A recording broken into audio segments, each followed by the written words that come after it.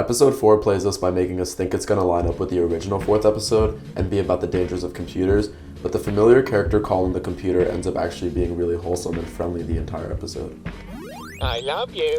Goodbye. Instead, the teacher in this one is Warren, a worm who thinks he's an eagle that the characters get tired of immediately. He appears in the form of one of those anti-bullying PSAs and is the embodiment of a parasitic friend.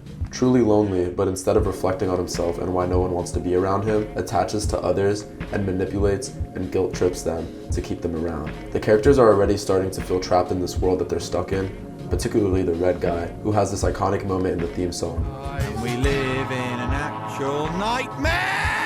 So it doesn't help when the computer day that they were looking forward to, a day where they could escape reality into the digital world, is interrupted by this freakish looking creature that makes everything about himself and thinks he's the main character in his own show, under a brand he was kicked out of in the first place. Freelancers deserve to die. And as much as this episode is about the toxicity of friendship with people like Warren, it's also about mental health. And I think Warren could be in a way seen as a metaphor for anxiety. This idea came to my head when the characters start listing the things the worm in their head tries to stop them from doing at the end. The worm in my brain tells me I don't have the body type to pull off wearing denim. Anxiety is a lot like an annoying worm in your head keeping you from doing what you want to do out of fear. And this is especially clear when you look at the yellow guy's journey throughout the episode. After not getting an email, especially after getting yelled at for not remembering the password, he starts to get scared that his friends don't like him because he's too stupid. I thought that you guys hated me for being stupid in the head. And like many people do when a situation or group of people makes them anxious, they retreat into their own mind, where they can feel comfortable and not judged, away from the reality of social pressure and having to meet others' expectations.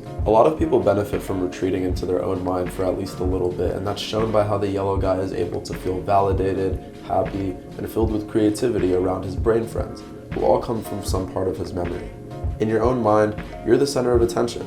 You're always accepted, so you can tap into your ideas without judgment. That's a good thing. The problem is that Warren follows him into his mind, fills it with his podcast, which is just more stress from the real world. The world of money and business, which kills any creativity or personality, and drives the yellow guy even deeper into his head. While the yellow guy is dissociating from the stress of the world by diving into his mind, the red guy and Duck are able to distract themselves from it with the internet, which they use to find a way to help out their friend.